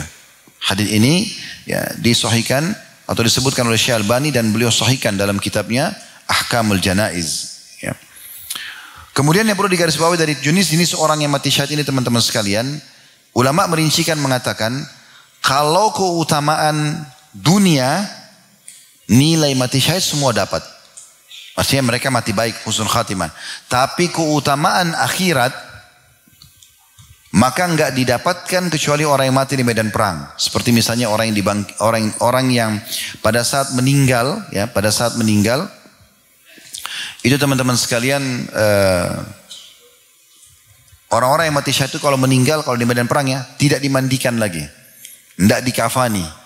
Makanya para syuhada di Badar, di Uhud, Nabi SAW langsung suruh kuburkan dengan baju mereka. Tapi orang yang mati tenggelam, orang kalau ditemukan jenazahnya, perempuan yang mati melahirkan tadi, ya, orang yang mati karena penyakit lambung, penyakit perut, semua ini tetap dimandikan seperti umumnya orang. Jadi beda dengan orang yang mati di medan perang, ya. Kemudian juga orang di akhirat nanti, orang yang mati syahid itu mereka akan memberikan 70 syafaat keluarganya. Nah ini untuk orang mati syahid di medan perang. Kalau orang yang mati syahid yang lain bisa memberikan tapi tidak sebanyak ini, tidak seperti orang mati syahid di medan perang. Kemudian juga orang yang mati syahid nanti kata Nabi SAW begitu dia dibangkitkan maka akan keluar dari tempat yang berdarah dari tubuhnya itu bau yang lebih wangi dari bau kasturi. Dengan nah itu semua akan didapatkan khusus untuk orang-orang yang mati di medan perang. Jadi berbeda secara penilaian nanti tapi mereka husnul khatimah semua. Kemudian ada juga mati di malam Jumat atau di hari Jumat. Ini disebutkan dalam hadis. Ini mati yang ketiga, mati baik yang ketiga, ya. Disebutkan dalam hadis riwayat Ahmad dan juga Tirmidzi, dan ini disebutkan juga dengan beberapa perawi hadis, ya. Dari hadis Abdullah bin Amr radhiyallahu anhu bahwasanya Nabi SAW bersabda, "Ma min muslimin yamutu yaumul jum'ati aw lailatal jum'ati illa waqahu Allahu fitnatal qabr." Tidak ada seorang muslim yang meninggal pada hari Jumat atau malam Jumat melainkan Allah akan menjaganya dari fitnah atau siksa kubur. Berarti dia husnul khatimah di situ. Ya, ini yang ketiga. Yang keempat, orang yang mati dalam membela haknya dia. Hartanya misalnya mau direbut oleh para perampok, ya, dirampas, lalu dia berperang, dia lawanlah walaupun dia sendiri sampai dia terbunuh, maka syahid. Kembali kepada sebuah hadis dari hadis Abu Hurairah radhiyallahu anhu, qala jaa rajulun ila Rasulillah sallallahu alaihi wasallam, datang seseorang kepada Nabi SAW, faqal, dia berkata, ya Rasulullah, ara'aita in jaa rajulun yuridu akhdha mali. Wahai Rasulullah, bagaimana pendapat Anda kalau ada seseorang yang mau merampas hartaku? Bagaimana? Apa yang harus saya lakukan? Apa sikap saya? Kata Nabi SAW, la tu'ti malak. Jangan kau kasih hartamu. Dan ini teman-teman luar biasa, ya. Islam mengajarkan sifat, ya, keberanian pada saat membela kebenaran. Tidak boleh pengecut. Jangan kau kasih. Lalu apa kata orang itu? Dia lanjutkan. Dia mengatakan, qala araita in qatalani. Bagaimana kalau orang itu memaksa dan dia berusaha membunuhku? Kata Nabi SAW, qatilhu. Lawan dia. Lawan itu perampok. Ini sabda Nabi, ya. Lalu kemudian, bagaimana kalau saya terbunuh di tangan dia? Kata Nabi SAW, kau mati syahid. Kalau kau meninggal dibunuh oleh perampok tersebut, kau mati syahid. Qala araita in qataltuhu, qala huwa finnar. Kata orang ini, bagaimana kalau saya yang bunuh dia? Kata Nabi SAW, dia masuk neraka. Begitu Nabi SAW mengingatkan kepada para sahabat, dan hadisnya hadis sahih riwayat Muslim nomor 140. Ya, dan memang kita sudah tahu di antara doa-doa Nabi SAW adalah beliau berlindung dari sifat jubun namanya, pengecut, ya, pengecut. Tentu teman-teman sekalian, keperkasaan bukan untuk pamer, bukan untuk menunjukkan kepada orang perkasa, ya, teriak-teriak, bukan. Justru kalau antum melihat ada orang sangat tenang, tidak emosional, nah itu orang yang perkasa sebenarnya. Tapi di saat dibutuhkan dia akan keluarkan untuk membela dirinya, kemampuannya untuk membela dirinya sampai dia mati syahid. Itu yang kata Nabi SAW dalam hadis yang sahih, laisa sur'atu bil ghadab. Bukan keperkasaan, kejantanan, ya. Itu dilihat daripada teriak-teriaknya orang. Walakinna sur'atu man malaka nafsu indal ghadab. Tapi keperkasaan itu terlihat, keberanian itu justru pada saat orang bisa mengontrol emosinya. Dia saat terdesak, dia melawan. Ya. Dalam riwayat yang lain,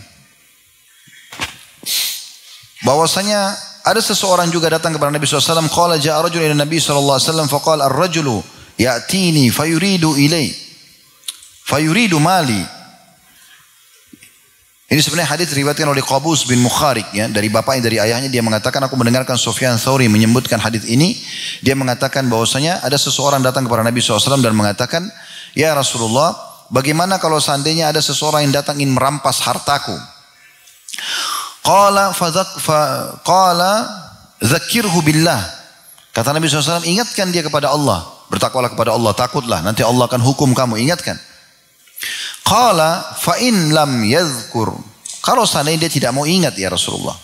Atau la fa in lam yadzakkar atau yadzakkar ya. Kalau dia tidak ingat, dia tidak mau tahu itu. Ya. Maka kata Nabi SAW, qala fasta'in alaihi min man haulak. Minta tolong pada orang di sekitarmu supaya membantu. Minal muslimin, dari kaum muslimin. Qala fa in lam yakun hauli ahadu minal muslimin. Bagaimana kalau di sekitar saya tidak ada satupun umat Islam? Qala fasta'in alaihi bis sultan. Kalau begitu minta tolong pada pemerintah setempat. Qala fa inna sultan anni. Kalau seandainya pemerintah jauh dariku, tidak bisa aku minta tolong. Qala qatil duna malika hatta takuna min syuhada'il akhirah au tamna'a malak. Kalau begitu berperang, bela hartamu sampai kau termasuk syuhada akhirat nanti. Atau kau akan mendapatkan hartamu. Kemudian dalam hadis yang lain juga dari Sa'id bin Zaid radhiyallahu anhu bahwasanya Nabi SAW bersabda, qala man qutila duna mali fahuwa syahid. Siapa yang berperang membela hartanya maka kemudian terbunuh dia mati syahid. Wa man qutila duna ahlihi au duna damihi au duna dinihi fahuwa syahid. Dan barang siapapun yang terbunuh karena membela ya, keluarganya, istri sama anaknya misalnya mau dijahati oleh orang, kemudian juga ya dia membela darahnya yang tertumpah supaya jangan dia dibunuh, atau membela agamanya, maka semua itu terhitung syahid. Hadis ini hadis sahih riwayat Abu Daud dan juga An-Nasa'i. Kemudian juga termasuk dalam masalah ini adalah meninggal dalam keadaan ribat. Ya. Ini yang keberapa nih? Yang keempat kalau tidak salah ya bagian tadi. Orang yang meninggal dalam keadaan ribat. Apa tuh ribat teman-teman? Mengikat diri di perbatasan peperangan antara muslimin sama orang non-muslim. Ya terutama kalau wilayah-wilayah yang sedang dijajah oleh musuh ya. Kayak kita dulu di Indonesia waktu masih dijajah oleh Belanda, dijajah oleh Jepang, itu luar biasa masa niat ribatnya itu. Ya. Nah seperti teman-teman kita sekarang di Palestina dijajah oleh Yahudi. Nah itu masa-masa ribat gitu. Saya bertemu dengan beberapa teman-teman dari Palestina, saya tanya, ada yang dari Saudi datang, ada yang dari beberapa negara. Dia bilang, saya pernah tinggal di Saudi, saya pernah tinggal di sini dan situ. Terus saya tanya, kenapa kembali ke sini? Kan di sini tidak aman, dijajah oleh dia. Dia bilang, saya mau ribat. Maksudnya saya mau coba mengikat diri di sini, karena ribat itu kata Nabi SAW dalam hadis ya, dari hadis Salman Al-Farisi radhiyallahu anhu supaya tahu kenapa keutamanya mereka kejar. Ribatu yaumin fi sabilillah, ribatu yaumin walailah. Ya, ribatu yaumin wa laila khairum min siyami syahrin wa qiyami. Ribat berjaga-jaga di perbatasan antara muslim sama orang non-muslim atau di wilayah yang sedang dijajah sehari semalam itu lebih baik daripada berpuasa sebulan dan juga sholat malam selama sebulan. Wa in mata jara alaihi amaluhu alladhi kana ya'maluhu. Dan kalau dia meninggal maka Allah akan terus gulirkan pahala amal-amal semua yang pernah dia kerjakan. Wa ujri alaihi rizquhu wa umina al-fattan, dan pasti akan mengalir juga, akan diberikan rezekinya dan juga akan terjaga dari fitnah.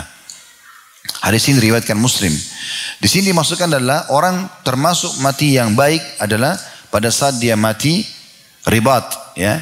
Karena kalau kita meninggal dalam kondisi ribat, berjaga-jaga di perbatasan muslimin sama orang non muslim yang sedang bercekcok ya, sedang perang, kita berjaga-jaga walaupun tidak berperang, lalu kita meninggal dalam kondisi berjaga-jaga itu, semua amal soleh yang pernah kita kerjakan, misalnya puasa, sholat, tetap berjalan walaupun kita sudah meninggal. Dihitung kita kerjakan, padahal kita sudah meninggal.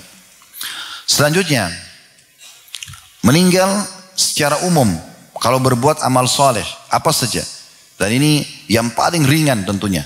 Ini termasuk husnul khatimah. Amal soleh apapun yang dikerjakan, tapi kalau sementara prosesi kita kerjakan meninggal, lagi sedekah, lagi baca Quran, lagi zikir, lagi sujud salat sunnah, pokoknya apa saja, maka itu juga termasuk husnul khatimah. Dari hadis Hudzaifah bin Yaman radhiyallahu anhu beliau berkata bahwasanya Nabi SAW bersabda, "Man qala la ilaha illallah ibtigha wajhillah, khutima lahu biha dakhalal jannah. Barang siapa yang mengucapkan la ilaha illallah karena ikhlas mencari wajah Allah, kemudian amalnya ditutup dengannya, maka ia masuk surga. Kemudian dikatakan wa man shama yauman ibtigha'a wajhillahi khutima lahu biha dakhalal jannah. Siapa yang berpuasa satu hari niat ikhlas karena Allah, kemudian dia meninggal dalam kondisi puasa, dijamin masuk surga. Wa man tasaddaqa bi shadaqatin khutima lahu biha dakhalal jannah. Dan barang siapa yang lagi bersedekah kemudian ditutup hidupnya dengan sedekah, lagi prosesi sedekah, lagi transfer atau mengantarkan makanan atau minuman yang mau disedekahkan atau pakaian, kemudian dia meninggal, maka dijamin masuk surga. Hadits ini disebutkan oleh Syalban dalam Ahkam al-Janaiz dan beliau menyatakannya sahih. Ini teman-teman sekalian ya, yang dianggap mati syahid yang ke-5 atau yang ke-6 ya. Kemudian juga termasuk husnul khatimah adalah kalau banyak orang yang memujinya di saat dia meninggal, pujian orang ya. Jadi kalau teman-teman mau tahu poin ini, sekarang bayangkan diri kita di detik ini meninggal. Kira-kira menurut antum pribadi, orang akan nilai baik atau tidak? Misal pada saat kita meninggal ini, keluarga kita, istri, suami, keluarga, teman-teman sekitar kita, lingkungan kita mengatakan, si fulan mati, orangnya baik. Misal contoh. Bayangkan aja antum mati sekarang, orang akan bilang apa sih? Kalau orang akan bilang baik, berarti itu baik, itu baik. Itu husnul khatimah. Kalau orang cerita buruk, berarti su'ul khatimah. Ini kembali kepada sebuah riwayat. Dari Umar radhiyallahu anhu, beliau mengatakan, ya, atau dari awal riwayatnya, Anas bin Malik meriwayatkan radhiyallahu anhu, dia berkata, mereka pernah rame-rame para sahabat mengusung jenazah.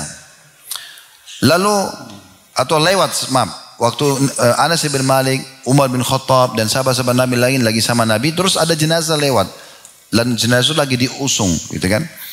Lalu orang-orang yang mengusungnya itu dan mengantarnya menyebut-nyebut kebaikan, memuji orang ini. Orang ini baik, orang ini soleh, orang ini begini. Maka tiba-tiba Nabi SAW mengatakan wajabat. Maksudnya sudah seperti yang kalian ucapkan. Berarti orang ini baik gitu. Lalu kemudian lewat lagi jenazah yang kedua.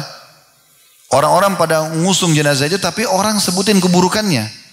Orang ini jahat, orang ini begini, disebutkan keburukannya. Maka kata Nabi SAW, wajabat. Seperti yang kalian ucapkan. Maka Umar mengatakannya, Rasulullah, apa maksud anda dengan perkataan anda? Telah terjadi itu. Seperti yang kalian ucapkan. Maka kata Nabi SAW, Hadha asnaitum alaihi khairan, fawajabat lahul jannah. Jenazah yang pertama tadi, kalian muslimin puji-puji kebaikannya. Maka Allah wajibkan baginya surga. Allah berikan dia surga dengan itu.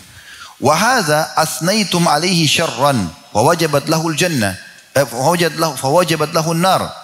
Golongan kedua kalian sebutkan keburukannya. Ini pezina, ini pemabuk, ini segala macam. Maka wajib bagi dia masuk neraka. Antum syuhadaullahi fil ard. Ketahuilah kalian adalah para saksi-saksi Allah di muka bumi. Hadis ini hadis sahih diriwayatkan oleh Bukhari dan Muslim. Juga dalam riwayat yang lain, riwayat ini diriwayatkan Imam Ahmad dan dengan sanad sahih, bahwasanya Abul Aswad radhiyallahu anhu mengatakan, aku pernah mendatangi Madinah, lalu duduk menghampiri Umar bin Khattab. Kemudian lewatlah jenazah, lalu Umar mendengar orang-orang memuji kebaikan terhadap jenazah tersebut. Beliau mengatakan wajabat. Seperti Nabi seperti Nabi sampaikan di masa hidup beliau kan, wajib ini dia. Kemudian lewat jenazah yang lain ternyata ada juga orang yang menyebut-nyebut ya kebaikan. Umar mengatakan wajabat. Orang ini pasti akan dapat apa yang dipuji itu. Lewat yang ketiga, orang-orang nyebut keburukannya. Umar juga mengatakan wajabat. Dapat orang ini apa yang disebutkan itu. Maka kata Abul Aswad, aku bertanya, apa yang anda maksudkan itu wajabat wahai Amir Mu'minin? Maksudnya sudah pasti itu terjadi. Umar mengatakan, aku mengatakan seperti yang dikatakan Nabi SAW. Ayyuma muslimin syahida lahu arba'un bi khairin adkhalahu Allahul jannah. Tidak ada seorang muslim pun yang dipuji kebaikan oleh 4 orang saja. 4 orang ini semua bilang ini orang baik. Kecuali pasti dia masuk surga. Lalu aku berkata, maksudnya Umar berkata kepada Nabi SAW, ya Rasulullah, bagaimana kalau 3? Ya, maka Nabi SAW mengatakan sama. Lalu ada yang mengatakan, ya Rasulullah, bagaimana kalau cuma 2 orang yang puji dia? Kata Nabi SAW, 2 orang juga. Kemudian kami bertanya, atau kemudian kami tidak bertanya tentang 1 orang. kata Umar. Di sini Imam Nawawi rahimahullah menjelaskan dulu supaya jelas ya. Harus gamblang kita belajar ini. Jadi makna 4 orang atau 3 orang atau 2 orang saja yang memuji dia, kata Imam Nawawi yang dimaksud adalah pujian orang-orang ya yang sudah meninggal dunia. Tapi pujian ini dari ahlul fadl dan kalangan orang-orang soleh yang punya kedudukan. Jadi bukan semua orang. Ini sekarang ini salah fahami kan? Jadi bukan sembarangan orang misalnya mengatakan kalau ini orang baik, tidak. Harus orang-orang ini memang orang-orang saleh, terkenal dekat dengan Allah. Kalau mereka yang memuji, maka berarti terjadi walaupun cuma 2 orang. Saya ada seorang ulama mengatakan, oh si fulan meninggal itu orang baik tuh. Nah ini masuk dalam masalah ini. Bukan pujian sembarangan orang. Nah ini Imam Nawawi memberikan batasannya. Nah ini teman-teman sekalian, gambaran kita tentang masalah mati-mati yang baik. Tentu ada juga bahasan tentang su'ul khatimah, tapi saya tidak bahas itu. Karena kita tidak ingin su'ul khatimah dan tidak perlu. Ya, teman-teman kalau ingin mendapatkan apa yang Allah janjikan, cukup sibukkan diri dengan amal soleh. Habiskan energi dan waktu, harta untuk itu. Tidak usah sibukkan diri meninggalkan dosa, nggak usah. Dosa itu akan kita tinggalkan kalau kita sibuk dengan amal soleh. Husnul khatimah akan didapatkan dan jauh dari su'ul khatimah kalau kita fokus dengan husnul khatimah. Oleh karena itu kita tidak perlu mengetahui oh su'ul khatimah apa? Ya sudah orang meninggal dalam maksiat itu su'ul khatimah. Tapi kita tidak perlu bahas. Gak perlu juga contoh-contohnya Fir'aun, Haman dan segala macam. Karena itu tidak kita perlukan. Yang kita perlukan bagaimana kita termotivasi untuk menjadi orang yang meninggal husnul khatimah. Dan semoga Allah SWT kabulkan tentu. Kita termasuk semua yang hadir di sini insyaAllah tertutup dengan husnul khatimah. Allahumma amin. Alhamdulillah. Kurang lebih 2 jam kita mengisi. Semoga Allah SWT menjadikan ini sebagai tambahan amal saleh buat kita. Dan juga Allah jadikan ini sebagai ilmu yang bermanfaat dan juga semoga Allah Subhanahu wa taala menyatukan kita semua di surga firdausnya tanpa hisab, disatukan dalam majlis ilmu yang mulia ini. Dan kalau ada benar pasti dari Allah, pada salah dari saya mohon dimaafkan. Sebelum kafaratul majlis saya mengajak lagi teman-teman untuk bertemu di pertemuan kita yang ketiga insyaallah yang terakhir nanti malam. Semoga Allah berkahi dan mudahkan dengan judul sebelum menyesal. Dan insya Allah ini akan ada kaitannya dengan bahasan kita dari tadi malam, pagi ini dengan yang nanti malam insya Allah. Subhanakallahumma bihamdika asyhadu an la ilaha illa anta astaghfiruka wa atubu ilaik. Wassalamualaikum warahmatullahi wabarakatuh.